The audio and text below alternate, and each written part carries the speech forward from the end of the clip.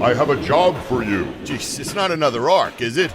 No, not again. This time I need a full-scale home renovation. Noah Construction and Builders is your design and build partner. We do it all, from additions and dormers to full-scale renovations. Schedule your no-cost design consultation today. Visit us online at noahconstruction-builders.com. Noah Construction and Builders. Through dreams we design, with vision we build. Bodybuilding, sports, fitness, lifestyle, and even more. Since 2008, we have led the way. Living the Jackson life each and every day. MuscleSportMan.com. Welcome to MuscleSport Media Live, WGBB Radio 95.9 FM, 1240 AM on your radio dial. I am your co-host, Joe Pietaro, sitting here with my buddy, my paisan, Anthony Tuminello. And, of course, Trevor is behind the glass getting all of this to come out to you. Anthony, bon Pasqua. How was your Easter yesterday? It was great. It was great. I had a little breakfast with my brother and his wife and the family.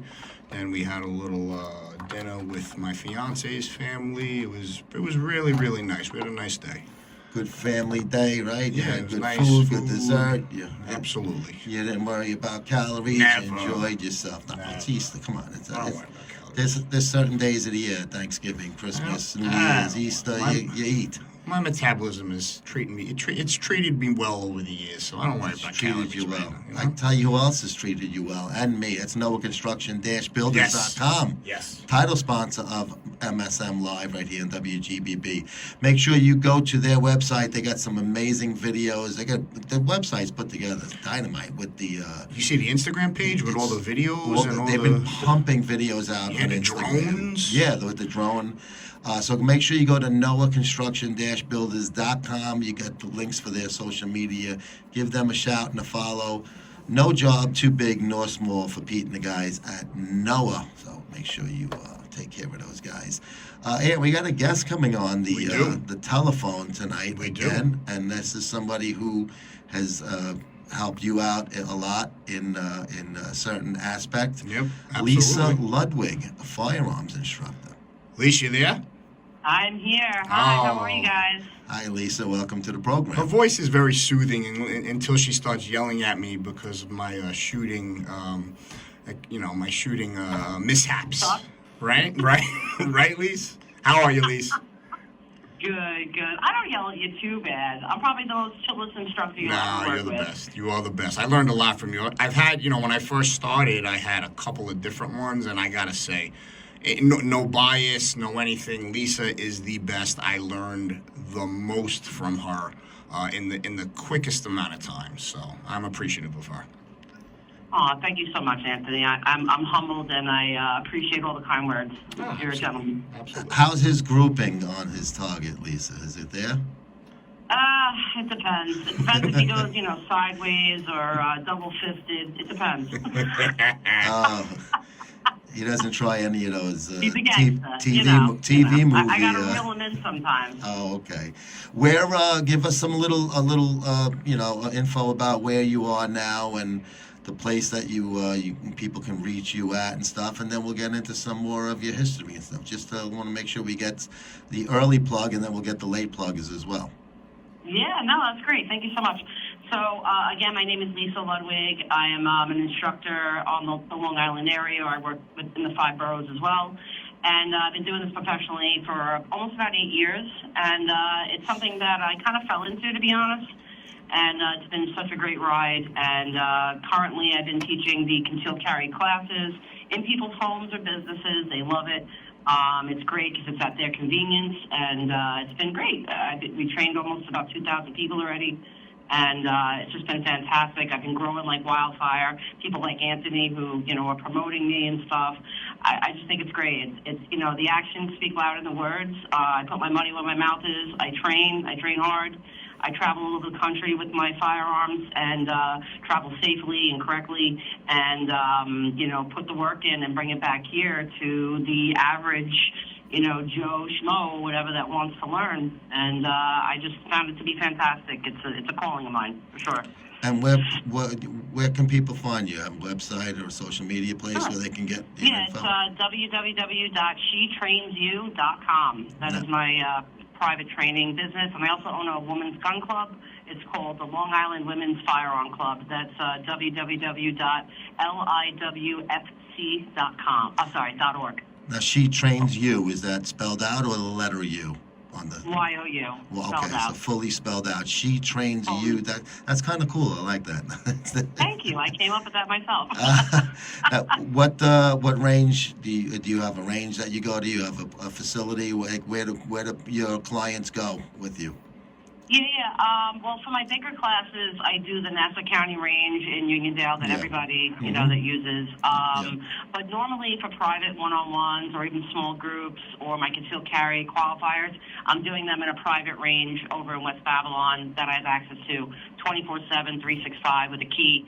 So it's great to work with people like doctors, lawyers, heart surgeons who have like weird schedules, and I can just meet them there at any time and take care of it, and they love it. It's a great thing. Yeah, that's very convenient. That's where I do my practicing with Lisa. It's very convenient. 24/7. 24/7. It's Yeah. one-on-one. She's really flexible. My schedule's a little nutty, myself. So she's really flexible. And quite honestly, the concealed carry class that I did with her was painless. It was again, she's so knowledgeable. She lets you understand. She makes sure anyone who's taking the class really, really knows what they're doing before they take that practical test, the shooting test, and, the written test. So she really makes sure you learn. She doesn't just fly by with it. She really makes sure you learn because, she's got to. So her reputation is on the line as well. And but, even with the class that, I took a private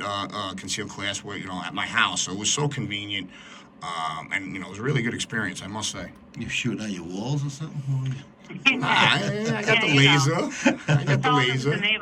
So what happened? I remember. So I do say things like, like you're not supposed to call it clips like a gangster. So I call, I have to call it magazines, right, Lise? So Good right, job. things and like a lot that. Of people also misconstrue the bullet. It's not a bullet. It's a cartridge. That's that kind right. of stuff. That's see, right. I said round. So And it's me. ammo. It's ammo. I gotta say ammo, not give me the bullets over there, and give me the rounds. You know what I mean? But I'm learning my lingo and everything. And I gotta tell you, man, it like how people come to the gym, Joey. That's their release. Like I'm in the gym, 12, 13 hours a day. Yeah, working and doing This your is own thing. my release. This is Really? my sanctuary. So That's cool. I'm really and I got really obsessed. Of course, she told me not to, but I bought too many guns already. So she said, learn with this one fool. Okay, what was the one, Lisa, that you wanted him to learn on? I'm just curious. Well, to be honest, I tell this to everybody. It's not like Oprah and you get a Glock 19 and it doesn't work like that. Right, Like, she's right, she's it's right. literally like to the person. And he's got a couple of nice choices, but I just wanted him to pick one because what happens is if you put too many in your hands, it's just too many differences, and you can have a problem. Like I actually carry two guns, the most commonly, and they are different. They have different triggers, they have different take-ups, different walls. If you don't know what that is, you need to reach out, and I can teach you what that is because that is everything. If you don't know about your trigger, you need to learn about it because that is everything. There's three things when you shoot a gun that you need. You need a grip. You need a really good grip, called a master grip. You need your good sight alignment, sight picture, and then you need, I'm missing one, trigger control, the one I was just talking about. So if you don't have those three as a trifecta, that's where people go wrong. They can go to the range all day long and throw rounds on the ground and literally solidify their terrible skills. But really where people grow is in dry fire, which I tell Anthony all the time, and he yells at me too because I'm one of his clients. That's right. I wasn't going to bring it up, but I was, I get to yell back I'm one at of his something. clients, and it goes both ways. Like, I Absolutely. go to the gym with him, and he yells at me for not stretching, and when he's funny, you're like, I'm so flexible. And in my head, I'm going, I ain't so flexible. goodness, yeah. Anthony will tell you a little different. Yeah. But Anyway, so it goes both ways. If I don't put the work in at home on my body, or same for him, if he doesn't put his work in on his firearm at home, he's not going to grow as much as he should, right? And also, it becomes that muscle memory that everybody's looking for, which you need, because you need to stay present in your space to make those decisions should you shoot. Right? And how can you when you go, I don't know how to load it. I don't know where to look. I don't know how to hold it. You know what I mean? So those things need to come where you can do the action of making the decision while those basic gross motor skills are happening. Lisa, I couldn't agree more. I mean, with me, my problem was like I was anticipating, the fire. I guess that's what you said. Like I would anticipate, the bang. Like she'd always say, don't anticipate the bang. Just let it. It's a smooth transition, and little, just like me, but with little tidbits and little cues that I give my clients when they're lifting or whatever the case. Those little cues are everything. So those little cues that I have her in my ear. Those little cues makes the world of a difference. The other thing that Lisa told me that was really interesting. I have a lot of police officer friends, and and Joey was a former police officer. He doesn't like to talk about it much, but she said that, that's all good. And I said, well, maybe they could teach me. She said, that's all good and dandy, but I have to be honest with you. A lot of them do shoot wrong. Oh, 100%. And Joey can agree with that. I might be one of them. I'm not trying to say I'm not. Right.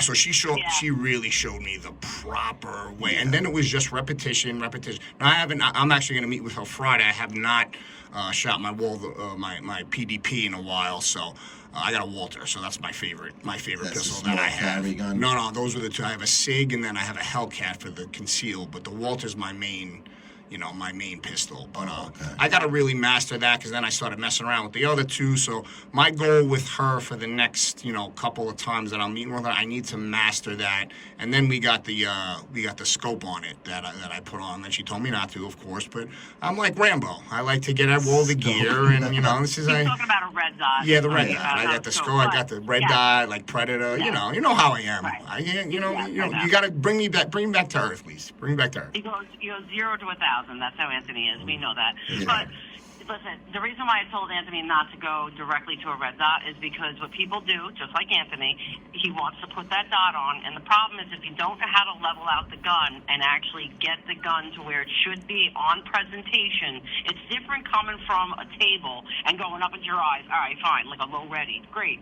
But it's different coming from a holster, trying to find that quickly and getting that dot on target, right? So what I tell students, specifically to Anthony, is learn your iron sights, learn your post and notch, because if you don't know how to align your sights, you won't be able to find the dot specifically on draw or presentation.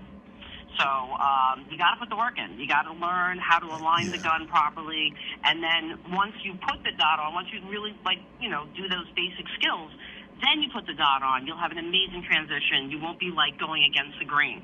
But if you skip it, you're going to have a hell of a time trying to work that out. And then basically what's going to happen is you're going to say, take this piece of crap off my gun, and it's a $350 mistake, Yeah. The biggest thing with me, Lisa, is the dry firing. So it's just like anything. It's like practice just makes the dry firing with the laser, Joey, and obviously the cost of bullets is outrageous now. So or ammo, ammo, not bullets. So the cost of ammo right now is crazy. So correct, I know. So it's that dry fire is everything. She could tell when I was dry firing and I wasn't. Like she's gonna scream at me, it's like riding a unicycle, right? Now, Lisa, I can totally tell. I learned to shoot back in '87 with we had just the 6-shot. I had a Smith & Wesson 6-shot revolver. Wow, that's awesome. And then the off-duty gun, the 5-shot. My first was a Smith. Then we had the Ruger. And so those guns have completely different, pull strength on it and kick, especially the 5-shot. So when we transitioned to the semi-automatic, it wasn't easier. It just was different. But I don't know. I always preferred the revolver. Even when I was one of the last guys to I didn't want to get my 9. I liked my revolver. I don't know why. It's just maybe I was just comfortable when it was just there for so long. Yeah. And then I got the 9. I got a Glock. We had the choice of 3 different. We had a Smith, we had a Sig Sauer, or we had the Glock. And I chose the Glock. Most of us did, and I was glad I did because it's a very light gun, obviously because of the plastic portion of it. And to me, it was a very smooth fire, and I just thought it was the best out of the 3 for me, and it worked for me. But what do you think? Why do you think that I kind of held on to that love for the revolver for so long? And so it's funny because I have a lot of, I totally can relate. I have a lot of students that have the same thing that you just said to me. You know what it is? It's very simplistic, the revolver. There's not a lot of, things to it in terms of picking up the gun, pulling the trigger, have a good day. There's literally no safeties on it. Its safety is the heavy trigger pull. Those heavy trigger pulls are heavy. Some of these people are like, I can't even pull the trigger because it's like literally that heavy. Yeah. But what happens is that because of the simplicity, people love it and they stick to it. I rather find the revolver to be really hard to shoot, to be honest. I find people that shoot them a lot of low lefts or a lot of low shots because of the trigger pull being so heavy that it winds up pulling the barrel down to the floor as they pull the trigger. And I also find that it's hard for them to actually sight the revolver because the front sight is like humongous. It's like literally like a hill.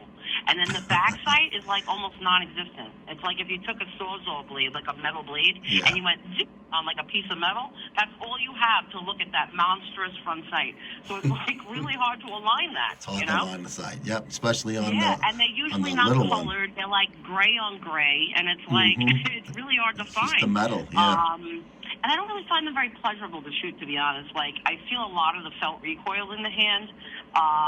So to me, I'm not a huge fan. I see why people like them, just me personally. And for concealed carry, if you're going to do something like that, I would suggest a hammerless, so you can't get caught up on clothes on the pull, and stuff like that.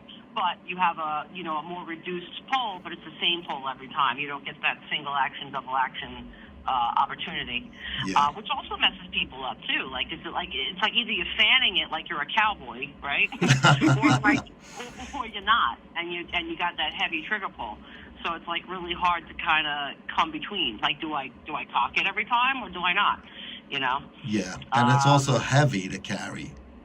They're just literally a heavy gun. I mean, it's metal. I mean, it's huge. Yeah. So, Joey, did you used to conceal that when you were a detective, or? I used to carry my 5-shot. Yeah. Oh, so you didn't? Okay, so because those are hard to conceal. I mean, right? Well, I mean, the 5-shot's easy. No, the 5-shot, but the revolver. The service gun was a 4-inch barrel. Smith. Well, they didn't it was really a little have tough. To conceal. Detectives, right? You guys had wore it outside anyway. Right? Yeah, but I mean, like off. Yeah, I always wore a pancake, but like off duty and stuff like that. But by that time, what about undercover, Joey? Undercover, we used to call them a funny gun. Well, actually, at first, I used my 5-shot revolver, and that's what I mean. Yeah, I used to conceal that. Yeah, well, I used to have makeshift holsters that I made, like bad guy holsters. I would wire hangers and things like that. That's interesting. That's interesting. But then, not very safe, Lisa. You wouldn't approve. Yeah, but the famous holster in the street was a piece of a wire hanger. You bent 2 edges of it, one on your belt and one in the barrel. I quote your gun. Greg Valentino, did you shoot your piece of deal off? But then later I got what they call the funny gun, which was basically guns that we took off the street that the guys in the range up in the Bronx would fix. They would put it through almost like a used car, and they sell it on a new car lot, used car lot. You put it through the test and all that. And I had a Walter PPK-S, which jammed up all the time on the firing line. So thankfully I didn't have to use it ever in a street situation. I wasn't comfortable with that gun. But then in retirement, I bought a Taurus, a small 7-in-1 8-shot, which is 15 ounces. I mean, so it's I could wear it with shorts. It's nothing. It's nothing. Yeah, I mean, it's a pocket gun, but I don't carry it in my pocket. But as far as like a little clip holster kind of thing, it's I mean, it's 15 ounces, and then if I'm doing security work, I carry the Glock, obviously. Now, Joey, when you said that Walter, what Walter was that? The Walter PPKS, it was a small 8-shot gun. But At least, why did that jam so much? So that's a double action, just so you all know. It has a hammer hanging out. But Yeah. secondly, if it's a finicky platform, that one, if it's not cleaned properly or lubricated properly, it's just it's gonna jam up. Or you can have the opposite, where it's overly lubricated. That also can be a problem. So I call it the Charlie Sheen method.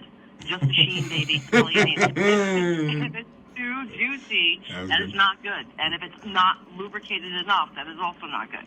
You just need a sheen. That's all you need.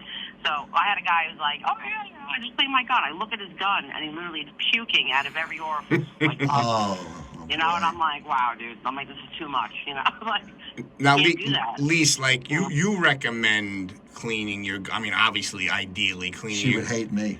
Yeah, you I'm never terrible. clean it. Joey's got cobwebs and nickels coming out of it. So he's got lint, mints. Oh, anyway, forget it. so Yeah. you recommend, obviously, ideally, you clean your gun after every use. But I mean, Yeah, of course. what exactly? I mean, let's say you're not gonna. I don't know a lot of people that do clean it because it does take time after every use. So what do you think? If it's not every use, then what would it be, Lise?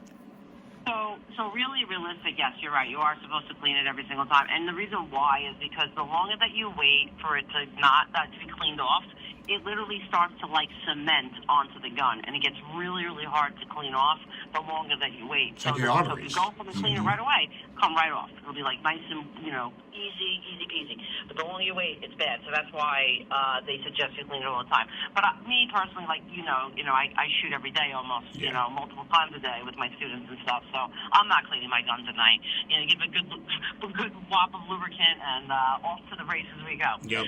But if I start seeing my gun malfunction, it's not firing properly or something like that, then maybe that would be a time to give some, love and attention. Or if maybe I shot maybe like, 1,000, 1,500 rounds or so, I'll probably give it, a little bit. Or if I want to do a class where I'm shooting like 1,000 rounds, I'm going to give it a good cleaning because I don't want anything to happen, when I'm on the range, when I'm a student or stuff like that.